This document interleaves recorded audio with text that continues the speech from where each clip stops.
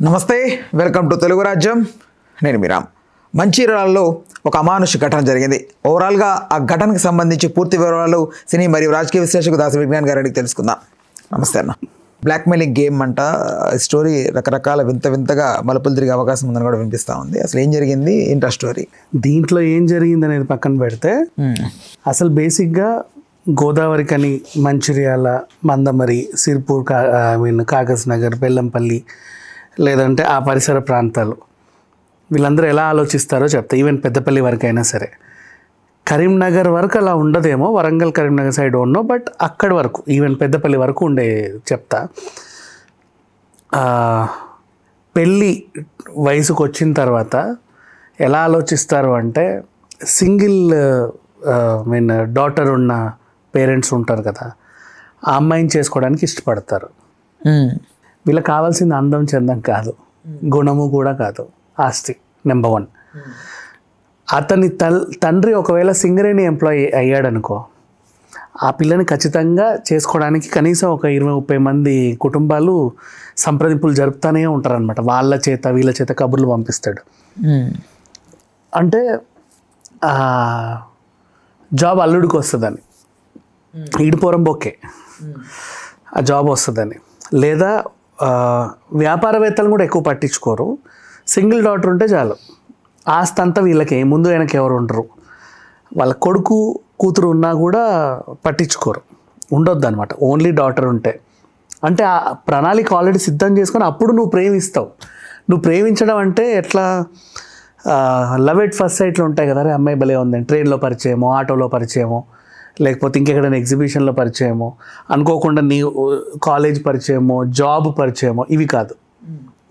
ఒకటి నువ్వు లవ్ చేయడానికి కూడా ఒక రిస్ట్రిక్షన్ పెట్టుకుంటావు ముందు, ఇలాంటి వాళ్ళనే నేను ప్రేమించాలి అని.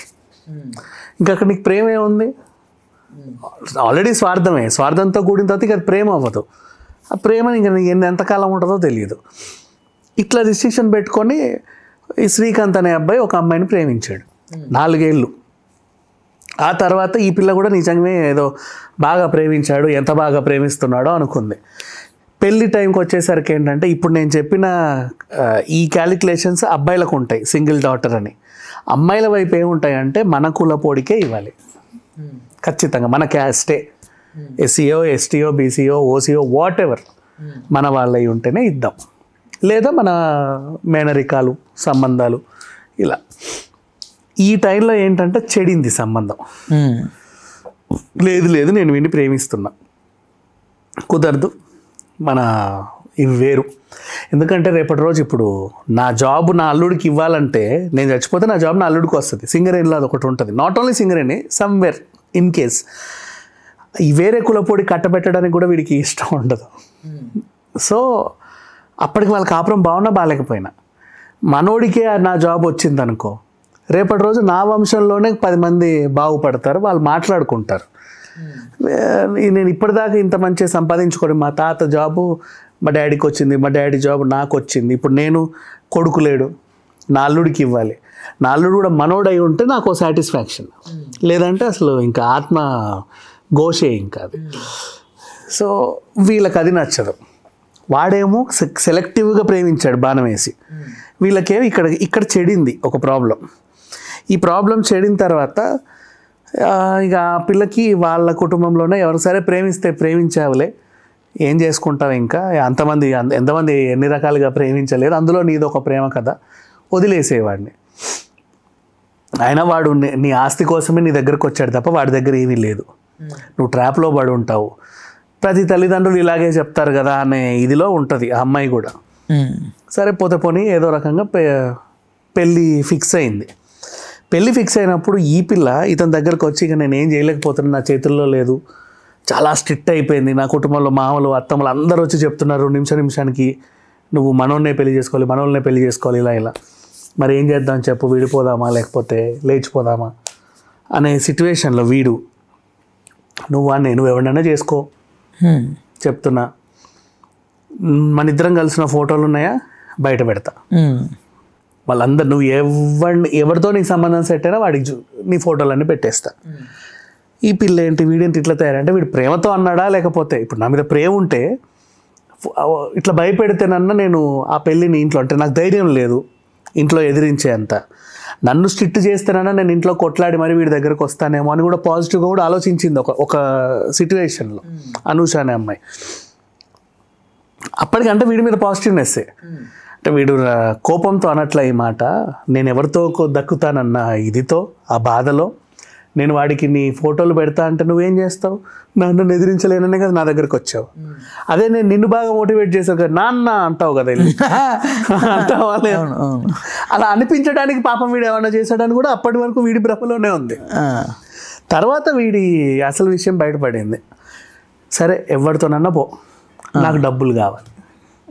ఇదేంటి మళ్ళీ, నేను ఎవరితో అన్నా పో నాకు డబ్బులు కావాలేంటి? మరి అంటే అప్పుడు తెలిసింది కరెక్టే, నాకు ఇదేదో ఉందనే వీడు ప్రేమించాడు. 4 ఏళ్ళు వీడు మరి టైం వేస్ట్ అయిపోయిందిగా. అంటే అశోక్ సినిమాలో ఒక అమ్మాయిని వాడు ట్రై చేస్తే ప్రకాష్ రాజు పెళ్లి చేసే టైంలో వాళ్ళ నాన్న కాల్ చేస్తాడు, ఆగండి ఒక 2 నిమిషాలు, వాడు వచ్చేసరి గండ పెడతాడు, చేయి పెళ్లి చేయని. ఓకే, అంటే వీడు కూడా పాపం 4 years వేస్ట్ అవ్వాలా? వాడు అదే 4 years ఇంకో సింగిల్ పేరెంట్ ఉన్న లేడీని ట్రై చేసుకుంటే పడేదేమో. వీడి మిస్టేక్ ఏంటి, ఆస్తినే చూశాడు కానీ ఆ లింకులు చూడలా, క్యాస్ట్ లింకులు. క్యాస్ట్ పట్టింపు కూడా చాలా ఉంటుంది, పెళ్లి చేసినా కూడా అలాగే చేస్తారు, అప్పులపాలు అవుతారు. ఇది వేరే సబ్జెక్ట్, నేను మళ్ళీ చెప్తా. గొప్పలు నీ కూతురికి ఎంత పెట్టరు, మేము ఇంకా బాగా చేస్తామని చెప్పి అప్పులు చేసి మరి పెళ్ళిళ్ళు చేస్తున్నారు. ఈ పిల్ల చక్కగానే వెళ్తుంది, వీళ్ళు ఈ అప్పులు తీర్చలేక ఏం చేయాలో అర్థం కాక ఊరేసుకు చేస్తున్నారు. అంత అవసరం లేదు. ఇంతకుముందు మనకు పెళ్ళిళ్ళు ఎలా చేసేవారంటే వంటలన్నీ మన చుట్టుపక్కల వాళ్ళే చేసేవాళ్ళు, మన ఇంటి ముందే పందిరి ఉంటుంది అంతే, మన ఇంటి ముందే పందిరి, ఆ గల్లీని ఆపేస్తారు కావాలంటే టెంట్లు వేసి, మీరు వేరే గల్లీ నుంచి వెళ్ళండి ఇక్కడ పెళ్లి జరుగుతుందని. వాళ్ళు కూడా అంతే గౌరవంగా ఉంటారు, పసుపు దంచుడు దగ్గర నుంచి అందరు నీట్గా చేస్తారు, పంపిస్తారు. ఇప్పుడు అట్లా కాదు, ఫంక్షనల్ కల్చర్లో అయిన తర్వాత ఫంక్షనల్ ఏ రోజైతే అవైలబిలిటీ ఉంటుందో ఆ రోజు ముహూర్తం ఉందా లేదా అని వెళ్తున్నారు పంతుల దగ్గరికి. నీ ముహూర్తం నీకు ఫంక్షనల్ దొరకద్దు, ఫంక్షనల్ అవైలబుల్ ఉన్న రోజు నీకు ముహూర్తం బాగుందో లేదో కావాలి, అదే ముహూర్తం అయినా పర్లేదు, బాగుందని వాడు అంటే పెళ్లి చేసేస్తావు. ఏటో చూపించి ఆరుంధతి నక్షత్రం, ఈ చండాలన్నీ చూస్తూనే ఉన్నాం. అప్పట్లో అట్లా అయ్యేవి. సరే అది వేరే సబ్జెక్ట్. ఇప్పుడు అసలు విషయానికి వస్తే ఆ గొప్పలు ఉంటాయి, పట్టింపులు చాలా. నా ఉద్యోగం నా రక్తానికే రావాలి, అల్లుడైనా కొడుకైనా, లెగసీ డిస్టర్బ్ అవ్వద్దు. నెక్స్ట్ మా క్యాస్ట్, ఇప్పుడు పరాయోడిని ప్రేమించినా వాడు మా క్యాస్ట్ అయి ఉండాలి అట్లీస్ట్. మా కులం అయితే చాలా, అదొక సంతృప్తి. అంటే మా కుటుంబం కాకుండా కులమైనా పర్లేదు. ఇది అది కాకుండా మాకు సంబంధించి కనీసం పిన్నీస్ కూడా ఎవరికి వెళ్ళడానికి వీల్లేదు. ఆ రిస్ట్రిక్షన్స్ కూతురు మీద రుద్దుతారు. సింగిల్ కూతురు, ఆ పిల్ల ఏం చేయలేదు పాపం, కొడుకున్నా ఏమో అవి ఉండేవి, బట్ అట్లాంటివి ఏమి ఉండవు. ఇటువైపు ఇట్లుంటుంది. ఇక అబ్బాయిలు అంటావా, 10th తర్వాత నాకు తెలిసి 70% చదవరు. ఆ 10th లాస్ట్, ఇంటర్కి వెళ్ళే వాళ్ళు చాలా తక్కువ 10th నుంచి బేసిక్గా. ఆటోలు ఎక్కువ నడుపుతూ ఉంటారు, అదేం పిచ్చో తెలియదు. మళ్ళీ ఎంత రిచ్ అమ్మాయి అయినా ఆటో ఓడికే పడుద్ది, అదొక వింత.